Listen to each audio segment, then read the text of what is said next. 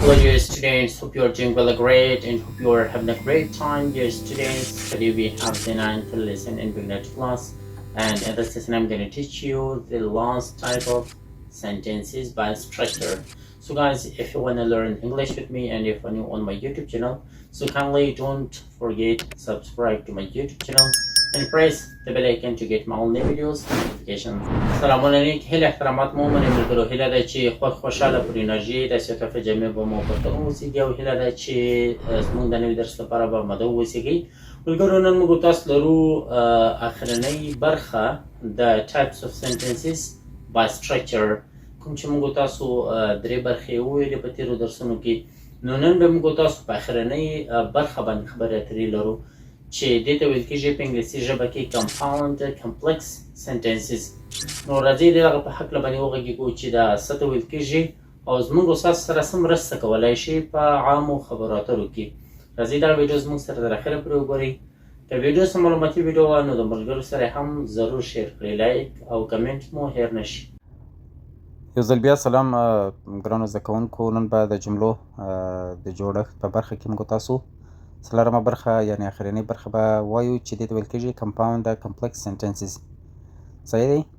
نو د دې په اړه به موږ تاسو زده کړه کوو د دې په اړه باندې به موږ تاسو خبرې اترې کوو ورباندې غږیږو به چې څه ته ویل کېږي او څه اهمیت موږ ستاسو سره په انګلیسي ژبه کې لري اول راځو موږ تاسو د دې دغه ارزښت وایو چې دغه ولې موږ تاسو زده کوو او دا تر هر څه نه په یو درس کې مهم ټکی وي چې دغه په اهمیت باندې پوهېدل د هغه په کارکردګي باندې چې څه کردار ادا کوي زموږ ستاسو سره چې زده کوو یې نو اول به دا ووایو چې دا زموږ ستاسو سره مرسته کوي چې اوږدې او منظمې خبرې وکړو جواب یې بل دا دی دوم جواب یې موږ تاسو دا ویلی شو چې موږ کولی شو خپل فکرونه په واضح ډول سره په compound complex sentences سره څرګند کړو یا یې بیان کړو صحیح دی او دریم داسې ویلی شو چې په رسمي لیکنه مثلا په لیکنو کې لکه مقاله راپورونه او یا هم علمي لیکنو کې دغه compound complex sentences زیات کاریږي او څلورمه هغه به هم درته وایم فایده یا ارزښت یا چې څه ګټه لري څلورم دا دی چې کله چې څوک compound complex sentences وکاروي د هغوی خبر یو ډول مسلکي او روانې ښکارېږي نو دغه څلور ارزښتونه ول چې موږ تاسو ورباندې پوه شولو نو اوس به موږ تاسو یې تعریف وایو په انګلیسي ژبه کې له انګلیسي ژبې نه بعد به موږ تاسو په پښتو کې تعریف وایو نو راځئ په انګلیسي کې دا رقم تعریف وکړو چې a compound complex sentence is a sentence that has at least two independent clauses and one dependent clause په پښتو کې موږ تاسو ورته ویلی شو دغه ډول جملو ته مرکبه پیچلې جمله صحیح دی تعریف هغه جمله ده چې لږ تر لږه دوې خپلواکې جملې ولري او ورسره لږ تر لږه یوه تړلې یعنې تابع جمله هم موجوده وي یعنې دا ډول جمله په یو وخت کې هم د مرکبې جملې ځانګړتیا لري compound sentence یعنې چې څو خپلواکې جملې سره یو ځای کوي صحیح دی او هم د پیچلې جملې یعنې compound complex sentences ځانګړتیاوې لري چې یوه تړلې جمله پکې شامله وي مثلا زه په پښتو کې یو عام مثال در کوم صحیح دی وروسته بیا مثالو دغه ته ځو زه وایم چې زه ښوونځي ته ولاړم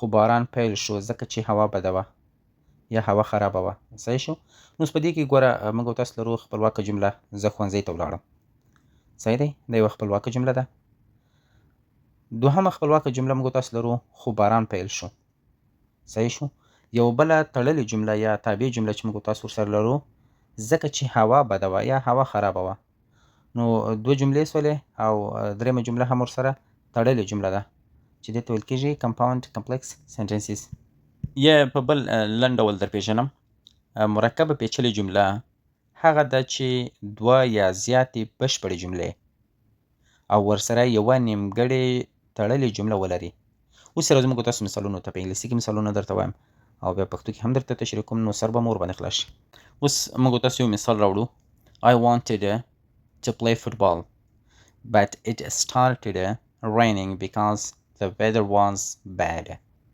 صحیح دی ګوره یو اوږده جمله سته تفصیلي جمله سوله چې دغه جملې ته ویل کېږي compound complex sentence اوس موږ تاسو راځو دا برخې کوو لکه څنګه له دې څخه یوه کمپاوند کمپلیکس جمله جوړه سوې ده. ګوره زه وایم چې I wanted to play football. دا یوه خپلواکه جمله ده. صحیح شو؟ یعنې ما وغوښتل چې د فوټبال لوبه وکړم. دوهمه د خپلواکه جمله موږ تاسو لرو It started raining.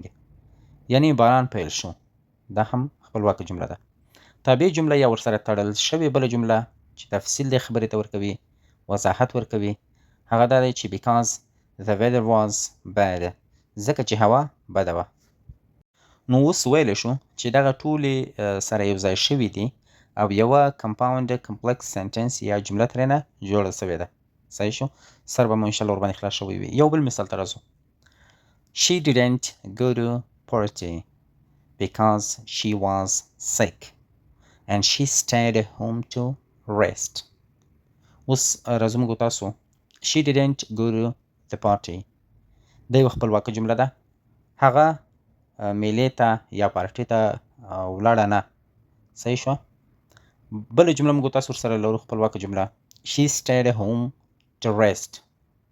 هغې د آرام لپاره په کور پاتې شوه یا د آرام کولو لپاره په کور کې پاتې شوه. تابع جمله ورسره لرو یا تړل شوې جمله because she was sick.